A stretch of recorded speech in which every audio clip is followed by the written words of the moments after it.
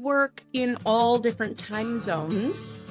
So when my single mom had paperwork signed and parental termination happened and she became mom after waiting for years, I am taking that call to screech in excitement and celebrate with her. You better believe it. Your dream is to become a mom. My dream is to help you get there. I'm Rebecca Gruenspan, a single mom through domestic adoption and an adoption consultant for over a decade. I'll be your guide, along with other adoption professionals and members of the adoption constellation, walking you step by step down this beautiful and complex path of adopting your baby. When I was going through the adoption process, I had no idea what I was doing, what I needed to know, or more importantly, who to trust. Well, after helping hundreds and hundreds of families grow through the beauty and complexity of adoption, I've learned more than a thing or two, and let me tell you, it's not always rainbows and butterflies. This isn't just another podcast sharing adoption stories, but it's for you if you're genuinely committed to diving in with an open heart, eager to learn everything there is to know about adopting a baby so that you can show up for yourself and your child in the best way possible. This podcast is for you if you're ready to put your newfound knowledge into action. Adoption isn't for the weak of heart, and it certainly isn't done when your baby gets placed in your arms. If that's what you think, I'm afraid you're living in La La Land.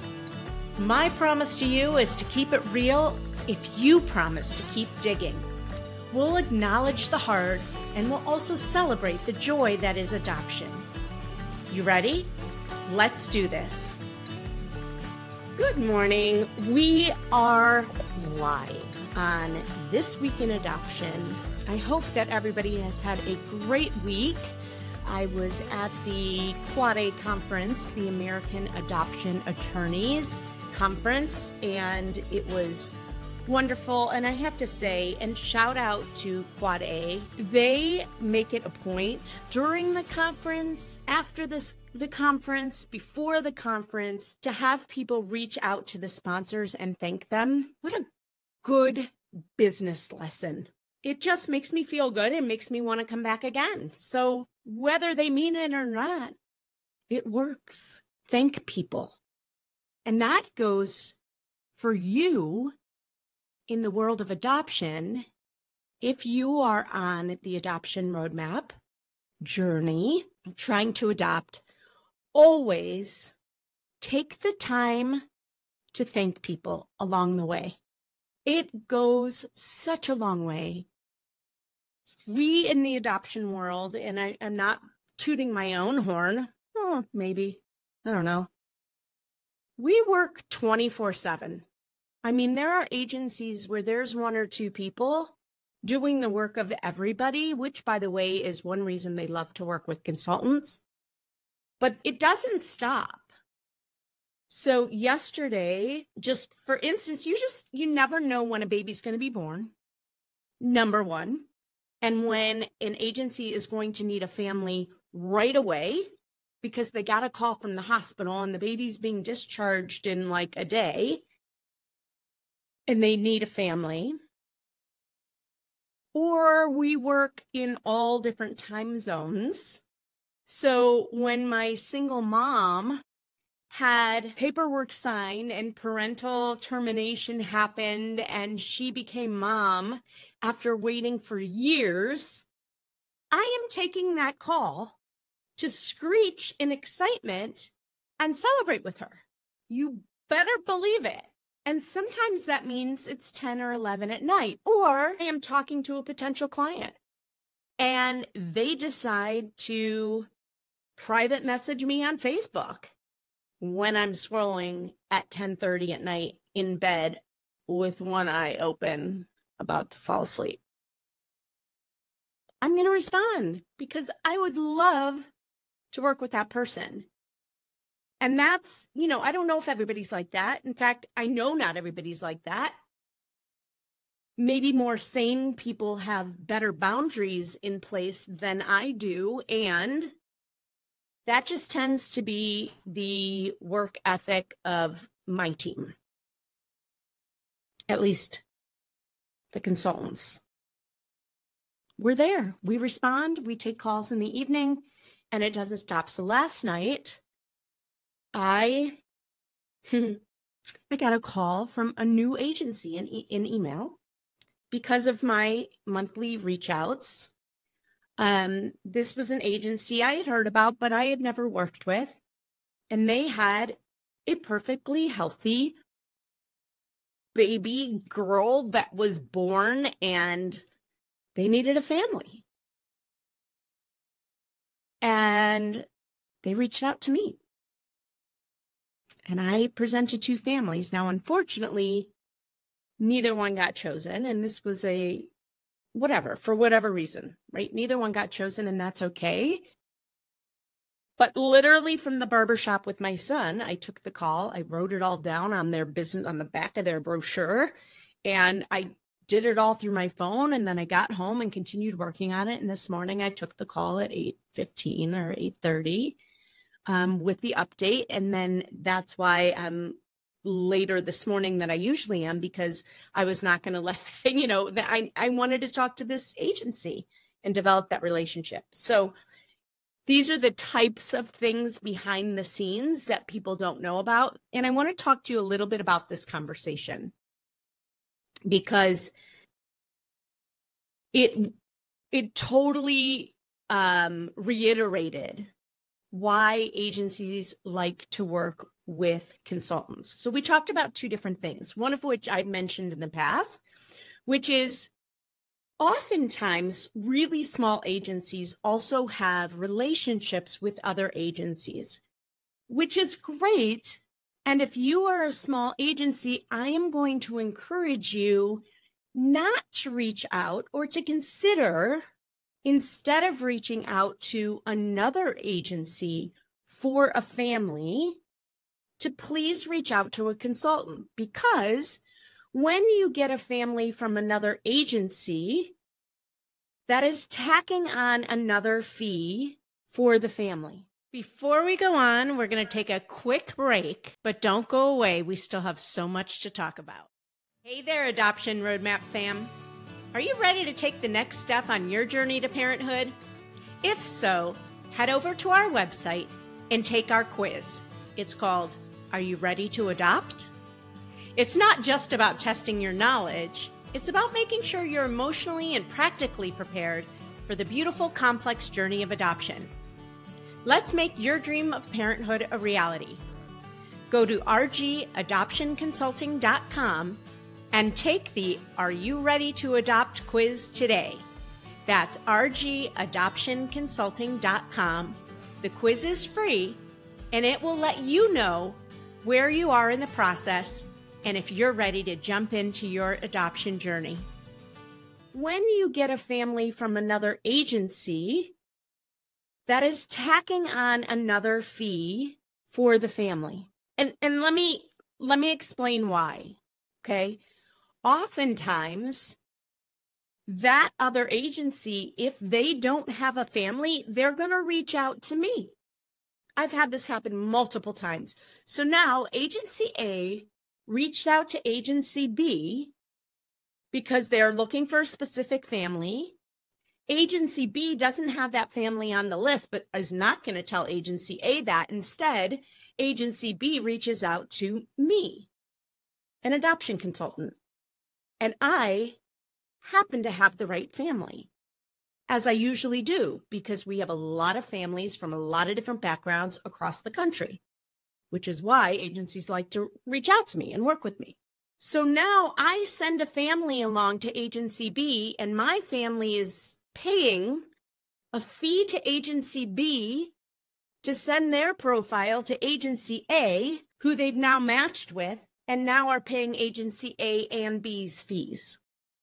Whereas if agency A just came directly to me, there would not be an extra $3,000 or $4,000 or more or less, whatever it is, tacked on to a family's fee when there is absolutely no reason for that to happen.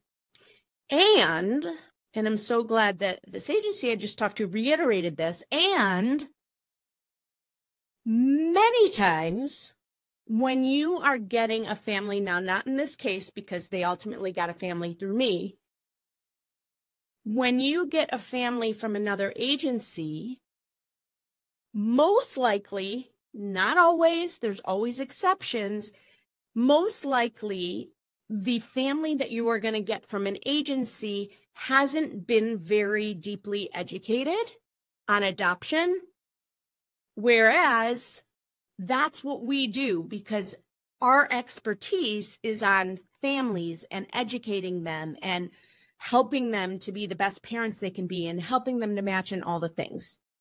So they're going to have a much easier time with a family through a consultant than another agency, because agencies tend to focus more on their expectant moms, as they should. I hope this is making some sense to you. I know I just threw in a lot of A, B, C, D, E, F, G, H, I, J, K, but I think you're smart enough to follow along.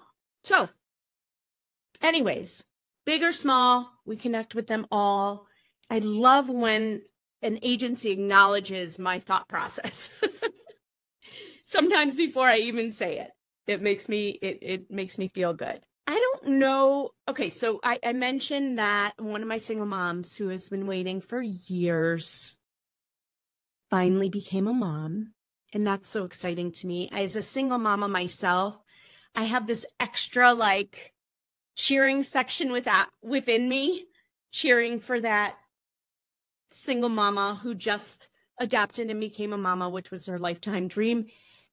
And I can't lie, I'm going to keep it real. And I'm also thinking to myself, oh my gosh, they have no idea how hard it becomes. And my answer to that was always, I'll never know the difference, right? Because people would say, it's hard enough with two people, let alone one. And I'll say, well, I won't know what it's like with two people. And that's true. I won't. And I don't. And I haven't. And that's unfortunate. And that's my problem. And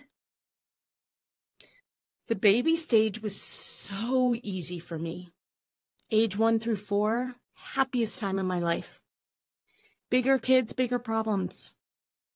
Our kids, through adoption, tend to have different needs, which is fine.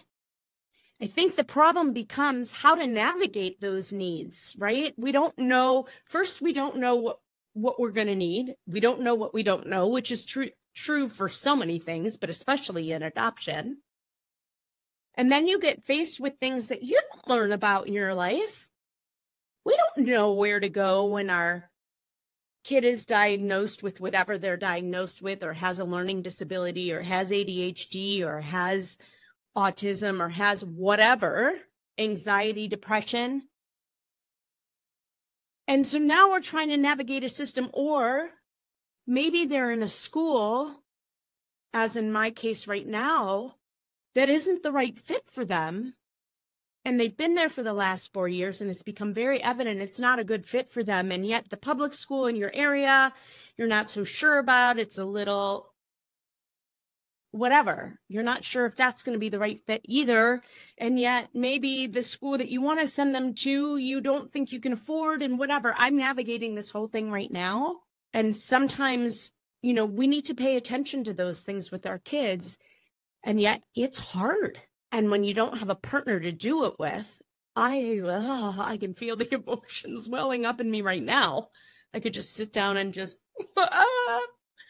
it's hard. It's hard to navigate. I need a consultant to be a parent, to just be next to me from now until my child's, hopefully well enough to be out in the world and excel and, do wonderful things in life, which I'm sure he will be.